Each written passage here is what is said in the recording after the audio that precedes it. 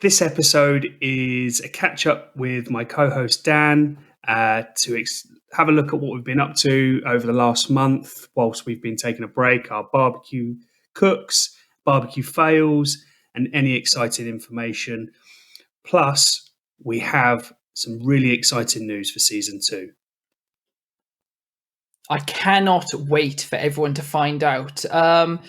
First thing I'd like to say, Owen, is well done on a first series, well produced and everything. It's been a very fun experience, but the thing that I personally have enjoyed the most is seeing people's reactions and interacting with everyone out there. How have you found it?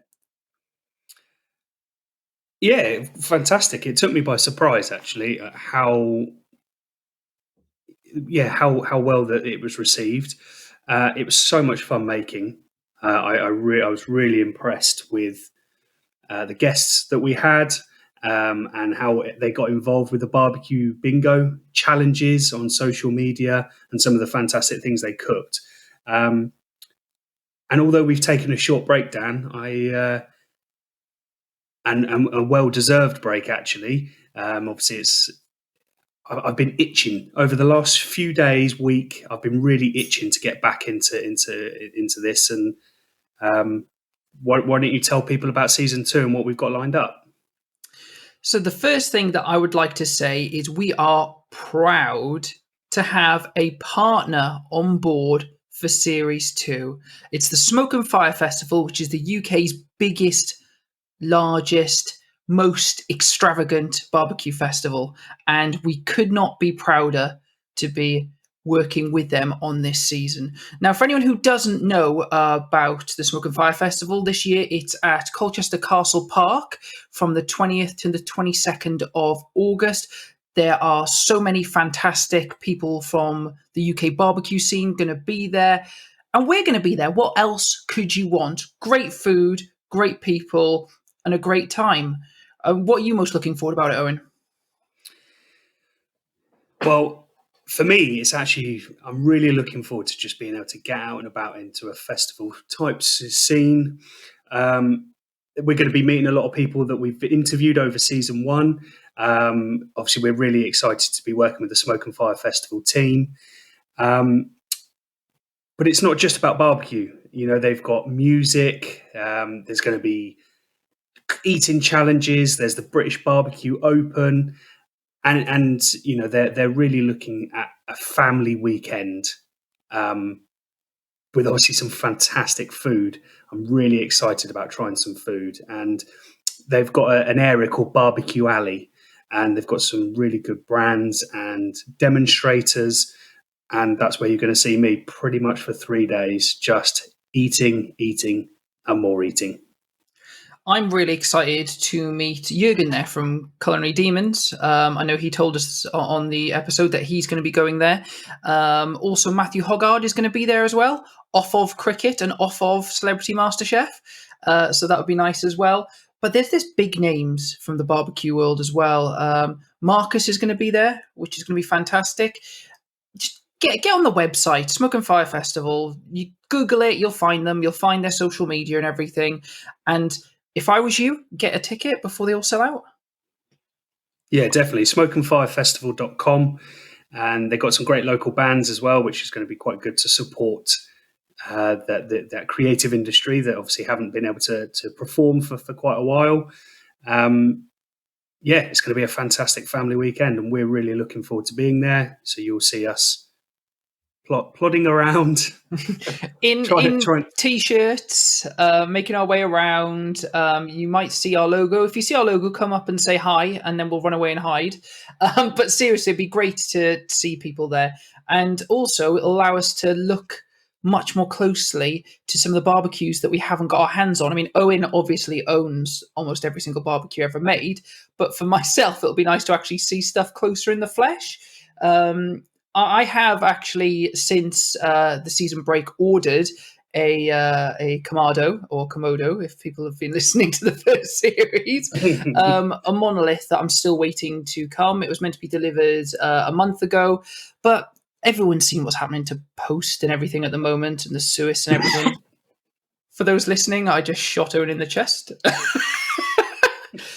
But yeah, I've got a Monolith coming, and I cannot wait to get my hands on it and start cooking with it properly. And anyone who's following me on Instagram will see loads and loads of posts when it arrives, and probably quite a few mistakes as well. Considering what Jurgen said, if he's able to accidentally burn part of the skin off his arm from it, I dare say I'll take down a house or two. And actually, that's a good time to come in and say part of season 2 of the podcast is that we're going to be working on YouTube as well. So there'll be a video blog or video podcast, should I say, alongside this audio podcast, available on all of the podcast apps. And we'll actually be doing an unboxing video, Dan, won't we, of your new barbecue. But actually, I'm really excited talking about Jurgen. Obviously, he's working with Savage Barbecue. And I've been looking at their fire cages, and I'm very excited to see one. I'm tempted. I'm tempted by a fire cage. I want to look at more live fire cooking, and they look really, really good. Let's say one arrived on your doorstep tomorrow and you set it up. What's the first thing that you'd cook on it? Good question.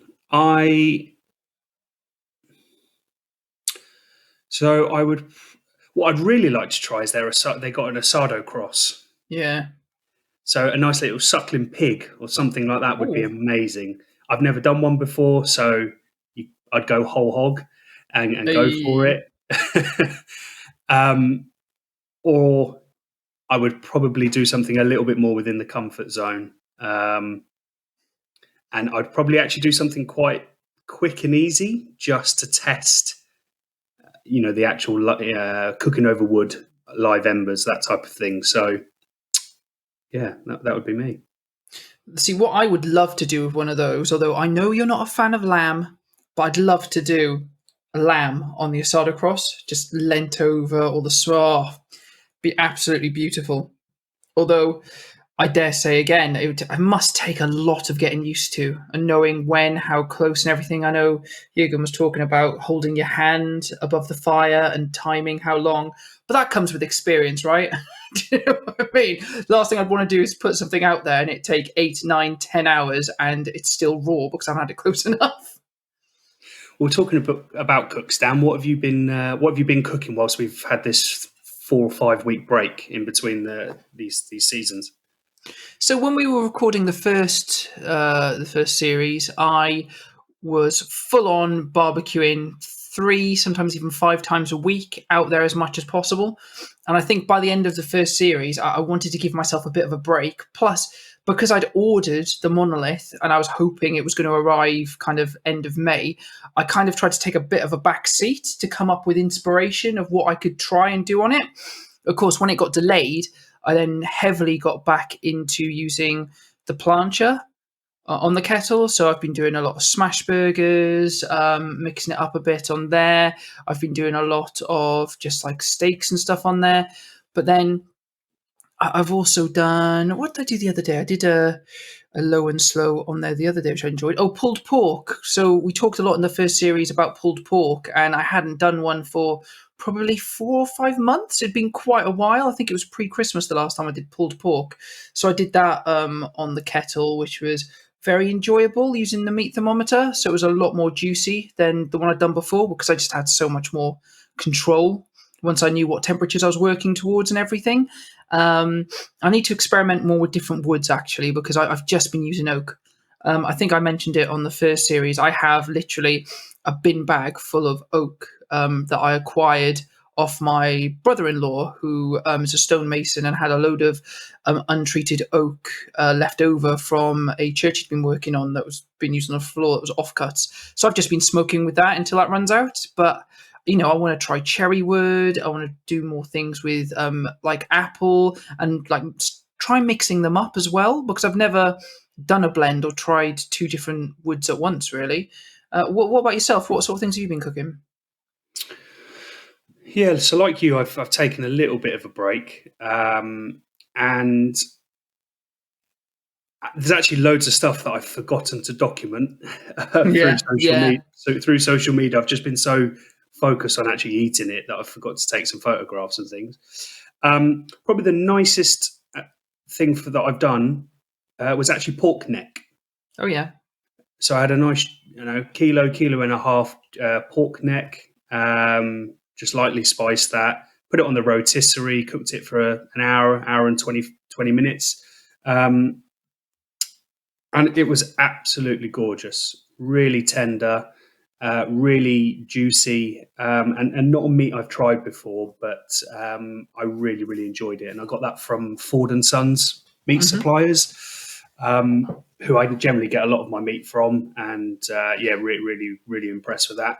And then I've done some more classic stuff. So I got some German sausages, and I did some hot dogs, and I did quite a nice double bacon cheeseburger the other day. And sometimes the classics are so good, aren't they? If you can just get a good burger, there's a few things that beat that. What I quite enjoyed the other day. So the other thing is, in the UK, we've started opening up a little bit again. So it's been nice to actually have people around, family and things. But I hadn't realised how much that would change my cooking. So when you get people over and you kind of say, "Oh, what do you fancy? I want to cook something," you obviously go back to doing much more like burgers and sausages, because that's what everyone likes. They are the crowd pleasers. And it'd been so long since I'd done a burger that wasn't a smash burger that we had some of Steph's family over the other day, cousins, and I made like hand molded burgers the night before, let them firm up in the fridge overnight. And like the difference is surprising. I still prefer smash burgers, but I was shocked at how different they were, because obviously they take longer to cook. I was two-zoning it, so I almost smoked them, not for very long, obviously, but for like 5 or 10 minutes before then finishing them off on the other side. And it just gives a completely different feel to a smash burger. And it's things like that when you get obsessed with a bit of kit, because I love that plancha. I would cook using that plancha every single day if I could. You forget what else is possible, and the difference is it's nice to change it up, but everyone loves a burger, everyone loves a sausage, and it's hard to move away from that, really. Oh yeah, don't knock it. If it's not broke, don't fix it. Right? There's some great sausages and burgers out there, and making your own also. I thought you'd be interested to know. I know, obviously, in the first season, you had lots of barbecue fails to tell everyone about, and I wasn't as forthcoming with barbecue fails. My one was out of just pure stupidity the other day. It was the bacon double cheeseburgers I was cooking. So I was using some lump wood, put it in the chimney, got it going, put the lid back on, let it, the grill get hot before I put the burgers on. And as I lifted up the lid of the kettle, it was over 250 degrees. And as I've lifted the lid up, it's literally burnt the inside of my, just underneath my armpit, just above my armpit, sorry.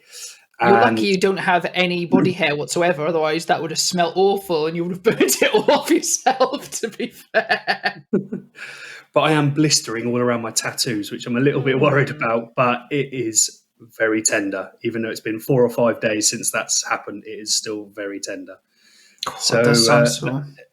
Yeah, so it's a recent barbecue fail for me, and such an easy one to make, or easy one to avoid. Just don't put the lid near your arm. Well, there's that, and also with something like a kettle, you never think that you might have to burp it first to let some of that heat out or anything. Do you know what I mean? I could easily do that, but then that goes without saying. But as normal, if someone shares a barbecue fail with me, I'll share one back. And again, a bit of stupidity, but also overconfidence. So, as I said, we had Steph's cousins over the other day with her husband and daughter, and I did a cook for them when they were down.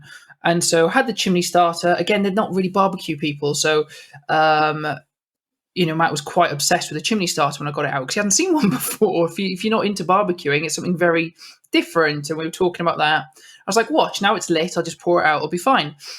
Pouring it out, forgetting that I'm wearing sandals, open-toed sandals, and a bit of a tiny bit of charcoal, literally like so hot. This thing was basically lava. Managed to fall out the back of the kettle as I was shaking it down, or the starter, I should say, and land in between my little toe and the toe next to it. Oh. And there's two 4-year-olds running around me. How I didn't let out a swear and kept my cool, because there's people here. I can't show that I'm really hurt. And for some reason, my brain went, I'm not going to react to this. I'm going to say, oh, it's quite hot. And I just basically let it burn to my feet till it cooled down. And then I had to peel it out of my toe, which is now attached. So not only do I have 2 broken blisters, one on my little toe and the one on the inside, but probably permanent scarring. That bit of charcoal was part of me by the time it cooled down, put it that way. But, they wouldn't have known at the time, apart from the sweat pouring down my face and the tears in my eyes. But, yeah, if you're cooking with coals, it's inadvised to be wearing open-toed sandals, is what I learned that day. I think if you're tuning in for the first time and you're listening to this episode, you can trust us. We know what we're doing. Hey, look on our Instagrams, right? You'll see some of the beef short ribs I've done before that look great. Maybe skip over some of the pizzas that Owen's done. The reason that we haven't done video before is because we're just covered in burns and blisters and cuts and stuff. We basically look like pirates, is what Owen's saying. But then, those battle scars are what make veterans, right? Or something corny along those lines. Yeah. So, what have we got coming up in season 2, Dan? Well, we have a number of guests confirmed, but none recorded yet. So depending on how cocky Owen feels, we can start talking about potential guests, or we can wait until they've got them recorded. Ball's back in your court, Mr. Cook. Exciting guests is what I'm Yeah. No, to be fair, we do have some fantastic guests lined up for this season. You're going to have to trust us at this point, because things happen and we would not want to say a name and something come up and us not be able to fulfill what we've promised. But we definitely, we don't want to drop any names, but we've got international guests lined up for a start. YouTubers. Yeah. We've got the Smoking Elk. We've got the Sizzle Show. We have got some fantastic, international guests, and obviously that's all a secret, and we can't tell you. So, yeah. Owen and I have got a big job on our hands to pretend that we know what we're doing by the time we do the recordings. But frankly, everyone's learning, and we want to be the people who introduce you to these people if you've never heard of them before. And if you have never heard of them before, pause this, go online and see what people like the Smoking Elk are doing, because it is phenomenal. Frankly, I would prefer to spend time with him than I would go into a restaurant. What that man does with a barbecue is, it's a cross between, I would say, magic and pornography. I'm sure that's written on his YouTube. A cross between magic and some sort of religious ceremony. Is that better? Dan, the Times. I definitely spent over an hour just flicking through some of his Instagram reels, Instagram TVs, looking at what he's doing.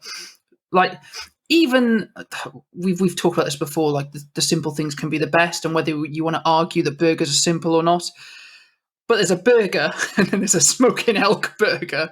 How they look, you can basically smell the things through the screen. So, but that's just one example. I mean, if you've not seen the Sizzle Show, get involved and have a look at what they're doing. It's so interactive. You learn so much from it, and it's just a great showcase for the actual barbecue community. We've got lucky, is what I'm saying about this second series. They've got some great guests, and they're very involved with the community. And there's facilitate a lot of charity cooks. So there's going to be some great content coming up. Also, we're going to be back with BBQ Bingo. Of So course. this season we'll continue with that. And actually, with the Smoke and Fire Festival, part of the partnership that we're doing, we're actually going to have some competitions to give some tickets away to attend the festival. So that's also going to be really great. And we've already started it this time round, but we're going to continue with our barbecue fails and get our guests barbecue fails. What I would love is we've said to people before, interact with the hashtags. If you've had, if you want to do barbecue bingo and you've listened to an episode and you've loved what you've seen, just do a cook to do with that. Like for example, with Grill and Ben last year, he had marmalade. If you were like, do you know what? I'd like to give that barbecue bingo a go. Do it. Use the hashtag. Tag us in. We would love to see some of the cooks that you guys are doing. Equally, the same with barbecue fails. We would love to. And if there's a few that we absolutely love, we will talk about them on air. We would love to do that. Please do get involved. Some of our favourite times from last season was when we had people either drop us an email asking a question, messaging us like directly on Instagram or any kind of version of social media. We have nothing to do, so reach out to us and we will respond, is what I'm saying. Yeah, I think that's actually quite a good shout, Dan. Let's try and hear from our from everyone listening. Tell us about your barbecue fails. Email us at meetandgreetbarbecuepodcast@gmail.com, or you can contact us through our website, which is meetandgreetbarbecuepodcast.com, or through any of our social media channels, Instagram, Twitter, or Facebook. And yeah, we'll read out your fails. Interesting to know what everyone else is not doing or not quite perfecting. Yeah, that would be really good to hear. So I know in your personal life, all you like to do is talk about meat, Owen. What I would like to ask you, having listened back to some of the episodes that we've done, I know you're a big fan of your local butcher, also Fords and Sons. When you are deciding to do a cook, where do you even start thinking about kind of where you want to get your meat, what you're looking for? And is it that you decide on what you're going to cook first? Or do you look for inspiration, find a piece of meat, and then decide what you want to do?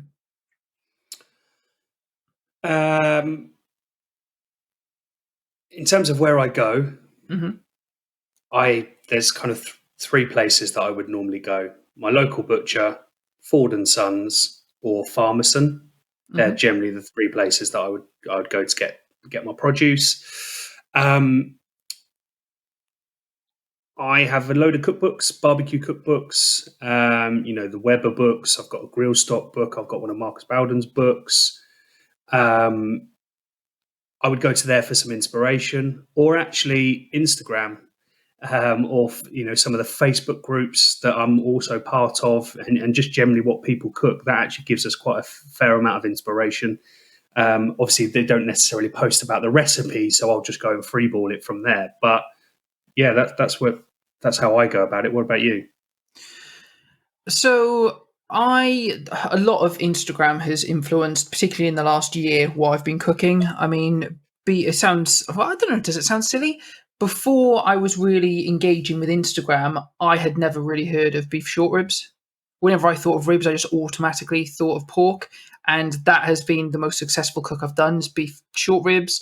Again, brisket was something that I was aware of, but I wasn't excited by until I was engaging more with Instagram. And again, I've enjoyed cooking briskets. I had one that didn't go as well as I would have liked not that long ago. But weirdly, the people I was cooking it for, they absolutely loved it. Probably the best reception I've had from cooking a brisket, despite the fact I wasn't happy with it, which that in itself is interesting. We'll come back to that later in this conversation. But moving forward, what I'd like to do is cook things that you wouldn't normally consider cooking on a barbecue. Now, and from scratch as well. And when I mean that, I don't mean, I'm going to put together a lasagna indoors and then once I've got it in its tray, move it out to smoke it on the barbecue. I mean, get the pans out there, get everything going out there, cook it all on a barbecue because you can. Particularly once I've got the Monolith through, that is going to be hopefully my main cooking oven of choice, as long as I don't burn anything down or melt anything. So I've been looking a lot at what we normally cook at home and what I can do differently to take it up a level, because is there anything out there that doesn't taste better with a bit of smoke added to it?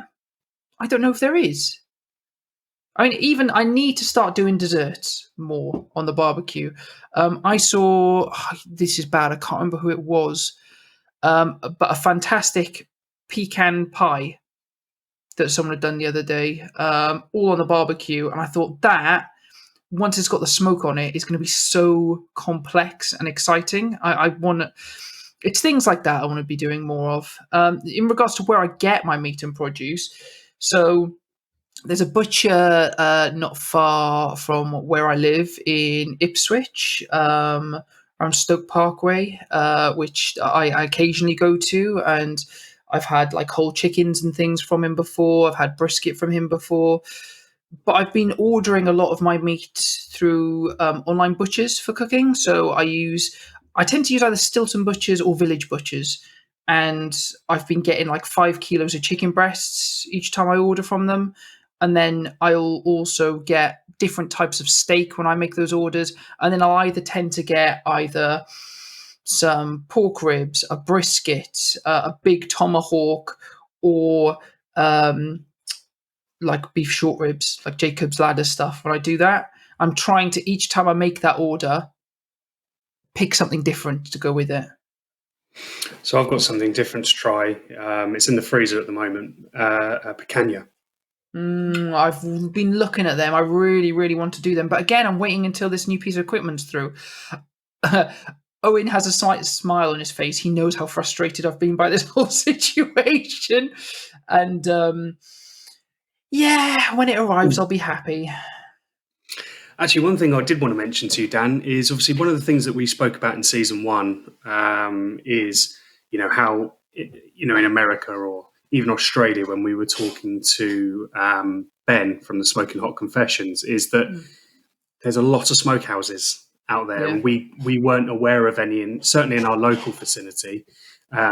But I know that there are ones that are cropping up across the UK. I actually went away for the weekend a couple of weeks ago, and within the space of 3 miles, there was 2 huge smokehouses. Wow! And I couldn't get into either of them anyway, but they were packed out. But yeah, it's just been typical. You go away for the weekend, you couldn't move for finding smokehouses, but we couldn't find any on our doorstep. Well, I have a mini holiday booked during Series 2, so there might be an episode that doesn't have me on, but I'm sure Owen is going to be doing a better episode if I'm not involved, messing things up annoyingly, but hey-ho. But while I'm down in the New Forest, one of the things that I need to do, and I'll probably do after this conversation actually, is sit down and look at if there's smokehouse. I'm sure there will be in the New Forest smokehouses down there, and kind of pre-book going to a few. Not that my wife and child might be that pleased with us going all the way to the New Forest. I'm just going to put them in a car the whole time and be like, nope, we're not relaxing. We're going here. We're going here. We're going here. But it's a beautiful part of the country, and they'll have those sorts of cooking establishments there. I also, a week or 2 ago, in Ipswich, went to the Three Wise Monkeys, which, yes, it's a pub, but it also has like a barbecue menu on there. And I didn't know what to expect when I ordered the food, and I was pleasantly surprised.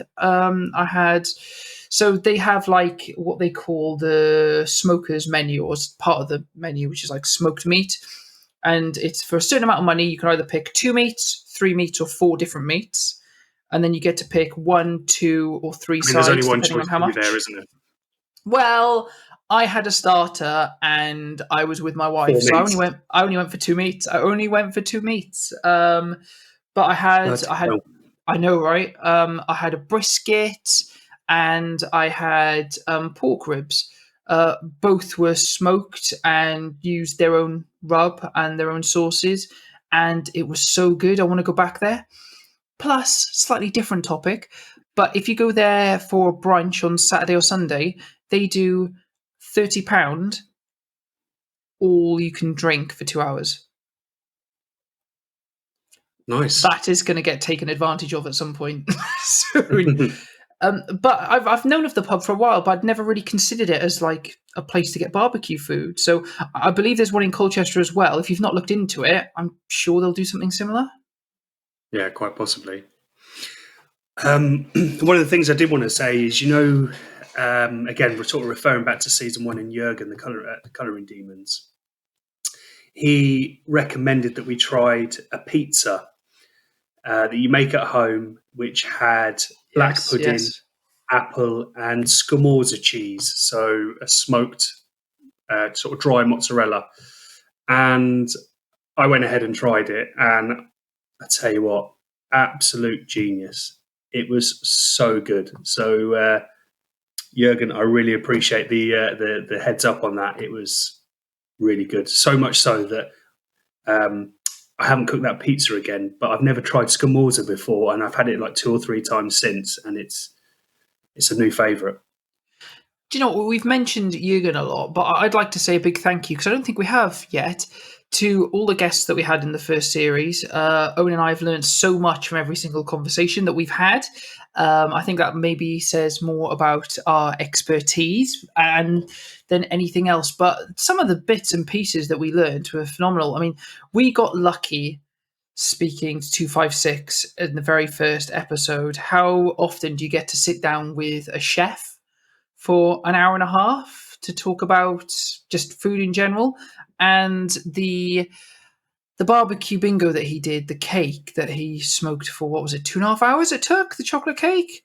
Wow, that looked absolutely amazing. And one of the things actually that we discussed that I really want to start doing more is brining. I've never brined meat before, and it looks like it takes it again to that next level. And I've got no excuse. I marinate stuff overnight. Why would it be that much different to brine, right? Do you know what I mean? Yeah, I mean, I've only done it once. Brining. I did a pork loin. But I'm guessing it just must make the meat much moister, more tender, takes on more flavour. I think vinegar is underrated in everything, so just that profile as well is going to help, surely, because it's. I need to do it, basically. Then we had Kirsty. We spoke to, didn't we? Stop talking about it and do it. Yeah. We talked to Kirsty next, which I think both of us went away from that conversation seriously considering a pellet grill. Yeah, definitely. Neither of us have, but I think the pause there is yet. We still talk about it to this day, and again, it's loves to cook for people, isn't it? It is the Instagram account, Kirsty's. She does everything on there, and part of what I learned from her is think outside the box. I mean, she bakes bread on there. Would you say 3 times a week, 2 times a week? So it's not something that either of us, I think, had considered doing on a barbecue before. But her advice about freezing the potatoes. Yes. We had some comments, didn't we, from a few people after that to say actually they tried it and it made such a difference. Yeah, it's just chilling it to make it to suck that extra bit of moisture out to make it that much more crispy. And to be fair, recently the few roasties in the oven, but also on the barbecue, I've been sticking them in the fridge for half an hour after parboiling before chucking it in. And yeah, it does make a difference. What other bits and pieces have you learned, Owen, from some of the guests we've had? Well, I want to say we had some great fun with some of our guests. Mm-hmm. Mr. Beads, by any chance? Yeah, Mr. Beads was Steve, very, very funny. Same with Ian, the barbecue king. It was quite good from Will's perspective. He works with a lot of brands. Obviously, he's got his own YouTube channel, and he's working with SoCal barbecue shops. So it was quite interesting to see more of the businessy side of it, and he's obviously doing his own kind of Instagram shows and things. So that was quite interesting to see and hear about. Obviously, his YouTube channel. Go and check out his YouTube channel. I spent a long time on there looking at briskets because he's got some briskets there, which he smokes for like 18, 20 hours. And also, if you're thinking about getting a barbecue, he does a fair few kind of comparisons about what you get from different barbecues, and depending on what you're looking for, different things that you should try. I mean, he's compared pellet grills, he's compared some of the Kamados. It's definitely worth having a look at that channel. Mr. Beads, what I loved about that conversation was it was fun, it was funny, but also going back to basics, which is all what he's about, and just doing the simple things, but doing them right and just taking them up to another level. I can't think of a better place to go for like a family barbecue than his house. Frankly, it just sounds like you'd have a great time. The food's going to be cooked amazingly, and just using simple things, homemade rubs. He's tried so many different sauces and things and condiments that he knows what he loves. That was great from that side. And what can I say about Ian, the barbecue king? He talked about not being afraid to like get the meal boxes in and just stick them on the barbecue and cook in different ways, which isn't something I'd really considered before. I know in the past you've had things like Hello Fresh. Have you done any of them on the barbecue? Have you even thought to, or do you just follow the recipe? Just follow the recipe on the card. Again, it's kind of thinking outside the box slightly. Plus, he forced me to make something with a banana on the barbecue, which maybe one day I'll forgive him for. But to be fair, it wasn't awful. And for me to say that off the back of something having a banana in is quite frankly phenomenal, really. But again, each of the guests we had have just pushed us that little bit out of our comfort zone in one way or the other. Pitnick talking about actually, if you want to perfect what you're doing, look at the equipment you've got and don't be afraid to tinker with it. I mean, frankly, I still am a little bit afraid too. But, he was talking about kind of taping stuff up, cutting holes in things. Nick's was essentially pimp my grill, wasn't it? He'll have one with like an iPod shuffle screwed into the back. Just needed like Tim Westwood or something behind him, kind of, with some exhibit. Wind. Yeah. But yeah, it was really good fun. We didn't know what to expect with the first season. We're really happy that, obviously we've now got a fully functioning website, which is great. Mm-hmm. If you head over to our social media channels, you'll see that we've just got some merchandise made up, not for sale yet. Perhaps that'll be later down the line, but just for myself and Dan. And we worked with a company called Stitch and Print Studio, a local business. So things are moving on, and we're really excited to continue this podcast, and we really hope you enjoy it. And you'll hear again over the next sort of 8, 9, 10 weeks, lots of exciting guests and more bumblings on from me and Dan. Plus, we've said reach out to us and ask us questions, get involved. Neither of us have an ego of any kind whatsoever, or particularly I don't. Owen might get upset. But tell us when we're doing things right, but also tell us if there's something that you think that we could have done better or could have done differently, or we're doing this because we enjoy it and we love it, but we're also doing this for you. If you know, for example, that we've got the Smoking Elk coming up and you think, I'd love to ask him a question, give us a question to ask him. If you think, do you know what, I loved that episode, but you could have looked at this angle. Or, for example, we had that person, I can't remember who it was, and I apologise for that in advance, who asked us to discuss more about at what point does something go away from, when something becomes too techie, does it start taking the magic away? Yeah. Those sorts of things we absolutely love, and call us out on things as well. We'd love to talk about it. Just, this is for you, even if it's by us. It's a little bit for us as well, but it's for you. So yeah, get involved, tell us, and even start tagging us just in your posts talking about things as well. Why not? We'll get involved. I need Owen to do something on the weekends if he's not talking to me when we're recording. Do you know what I mean? And after that gushy message from our host Dan, we will catch up with you in the next episode and Again, look at us over our social media channels. Follow the hashtag Meet Greet Barbecue Podcast. All of our episodes will be going live on our website, all your podcast apps. So, please follow, like, and subscribe. Same for YouTube when we start launching our videos on YouTube. And until next week, keep on grilling.